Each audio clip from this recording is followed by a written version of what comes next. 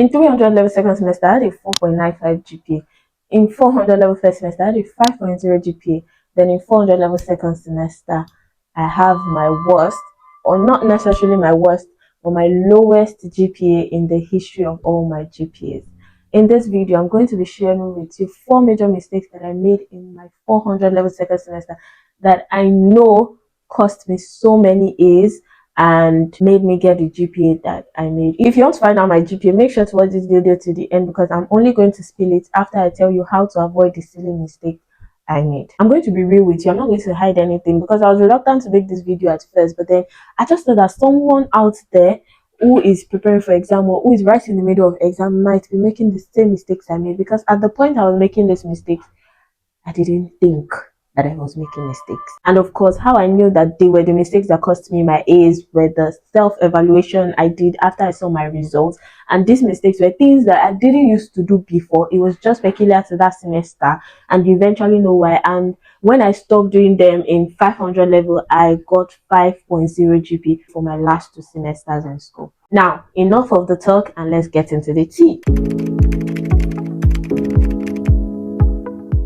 The first mistake I made was that I let my ego get the better part of me, or better still, get a better part of my unpreparedness. Let me explain. I thought of a best subtopic to title this, but I just couldn't think of anything outside my ego. In second semester, I was like the particular semester I'm talking about, I was involved in a lot of things. I was involved in many organizations, many clubs, many, conferences that were going on and all of that. So it did not give me the time that I needed to study during the semester like I always did. So exam preparation was overwhelming for me because there were so many things I was just studying for the first time, which was not the usual way I do my thing. But the fact that I was behind in a lot of things was not the bigger issue, or was not the major issue, right? So I'm this kind of person that I like to read on my own, right? I would read on my own, revise on my own, write the exam on my own, get the grade on my own. And even though I'm very much open to it, I'm not a fan of studying with people and study groups. So it wasn't until I got into 300 level that, my friends would call me for revision, we revise for test and exam,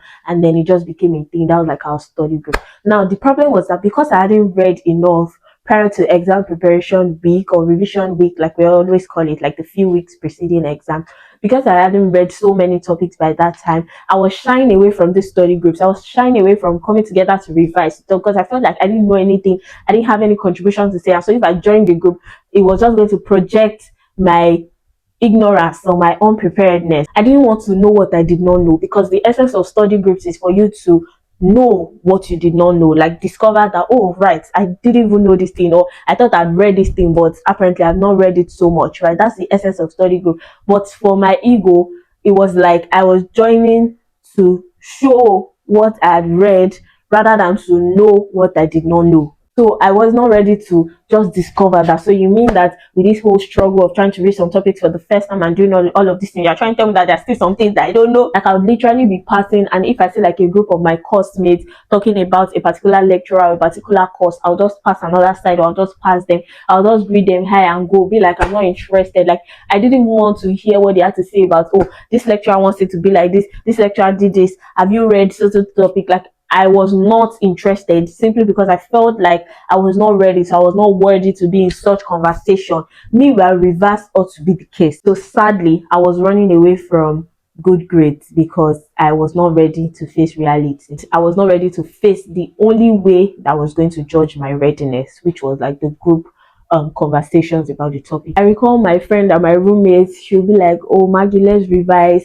I'll be telling her, I'll be postponing it, like, oh, I'm not ready, let's do it tomorrow, because like I was reading, right, but deep down I just felt like I wasn't so ready compared to how I'll be, because I'm just kind of person that if I have to be ready to take a test or to write an exam about something, then that cannot be the first time I'm studying it. If it's the first time I'm studying it, I'm cramming it just for the purpose of that exam or test or whatever that I want to write. So because I was just studying so many things for the first time, it felt like they were not staying in my brain. Like I was just memorizing without understanding. I wasn't understanding the why and the how. I was just knowing the what of everything, right? So I let my fear that was disguising as my ego, or my ego that was disguising as my fear, both of them, I let it get the better part of me, and obviously it showed. And maybe if I had seen a video about this kind of thing, maybe I would have not made that kind of mistake. Maybe I would have realized, it would have opened my mind to the fact that, Margaret, you're actually doing this thing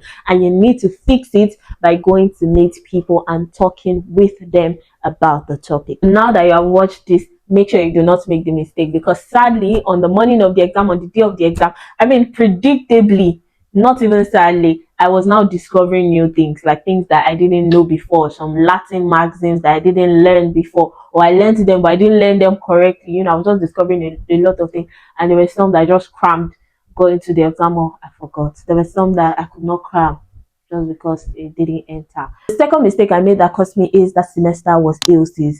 I took AOCs as specific questions instead of general aid. So when your lecturer will be like, make sure to study United Nations, for instance. So instead of me to go and study every damn thing that has to do with United Nations, like in total thing, like maybe the Russia and Ukraine war, what's the United Nations doing about it? Israel and Hamas war, what's the United Nations doing about it? Those in-depth thing.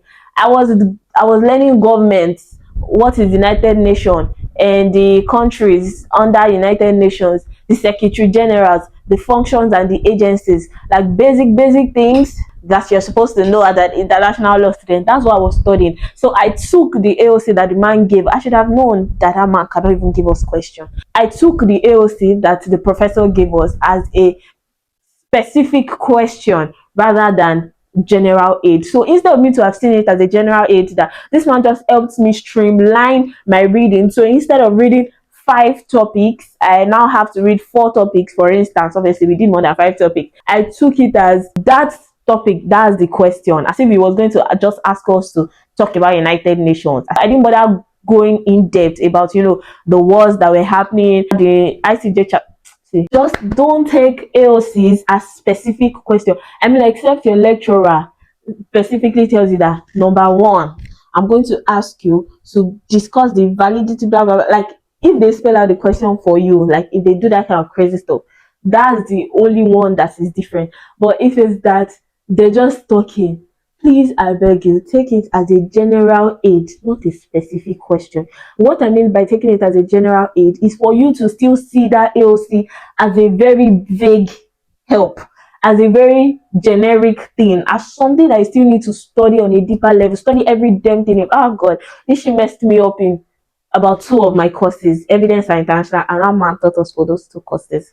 Like, it was so sad that when I saw the international question that particular semester, I read the 7 question and knew only 3 out of the 7. It was at this moment that she knew she fucked up. Like, it was at that point, when I already knew in the exam board that, okay, fine, I don't fail them.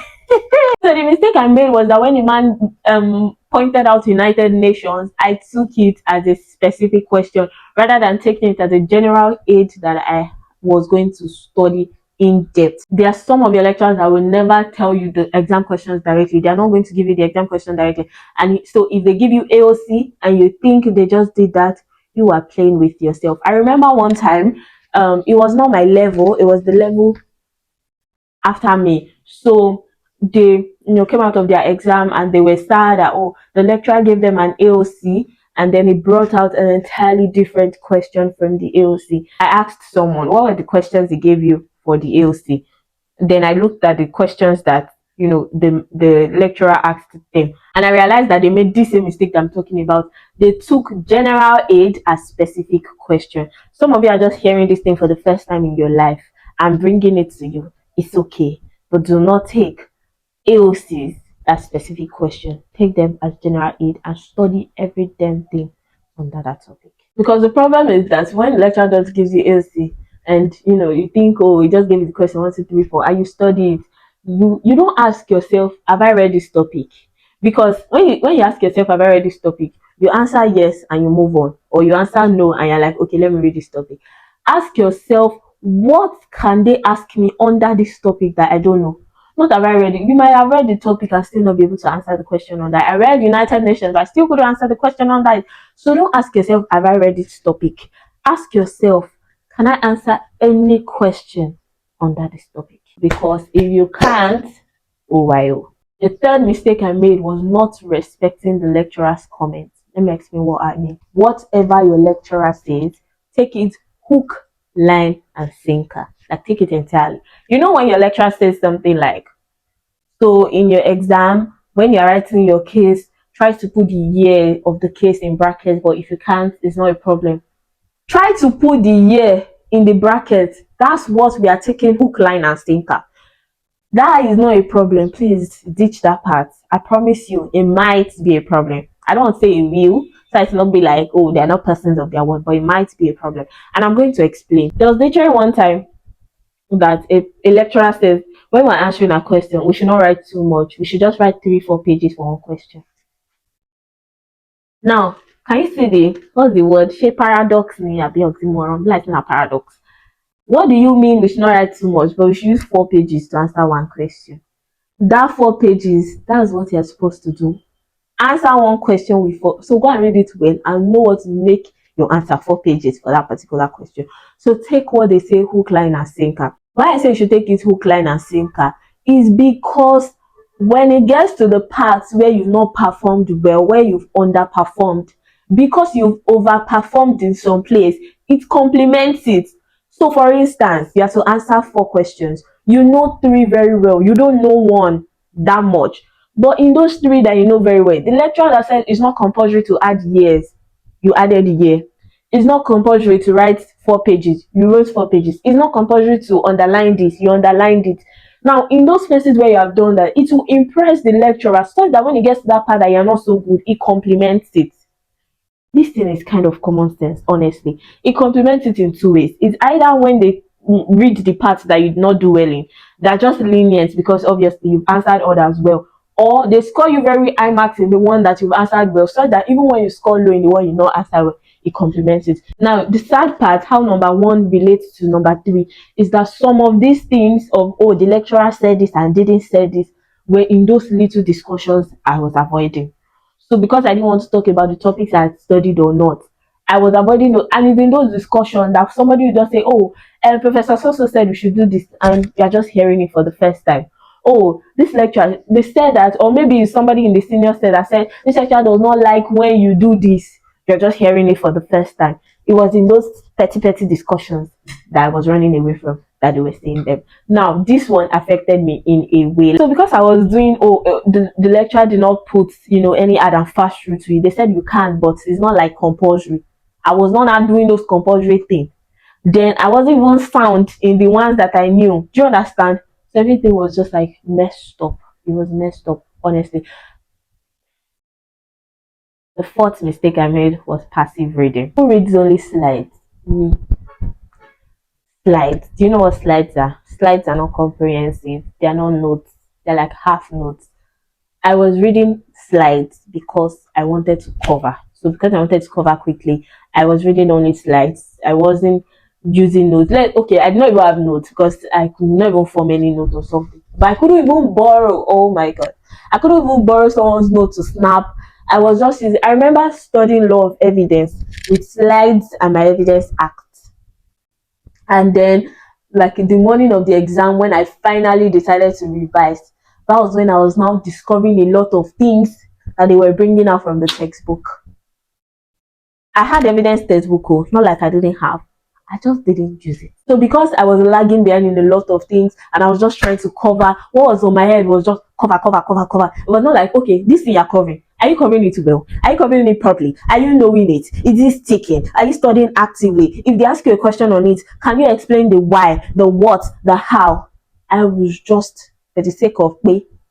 Kashaka. Do you get that kind of thing? And then I was always on my bed. Oh gosh, I remember that time.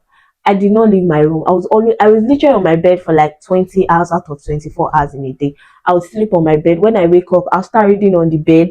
I will eat on my bed, press my phone on the bed. As I'm reading, I'm dozing on the bed, getting distracted. I think the only time I would step out was to go to the bathroom or buy food.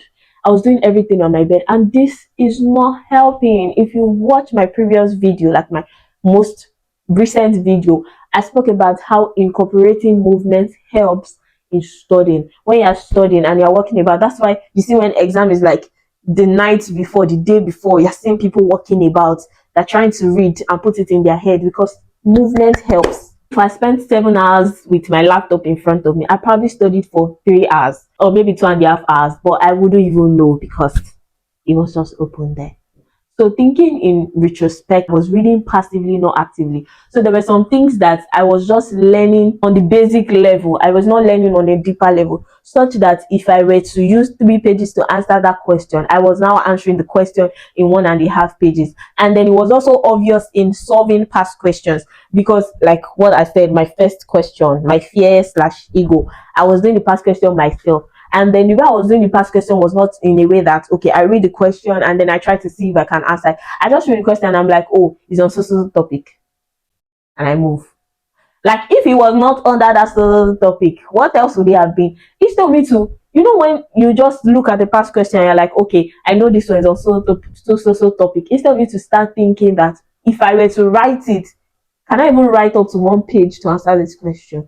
And I'm sorry if like the way you answer question is not determinant on the number of pages. I'm a law student, so you understand what I'm trying to say. I just spent my time on that bed, dozing, sleeping, pressing phone, snacking. I wasn't making notes. I wasn't asking people for questions.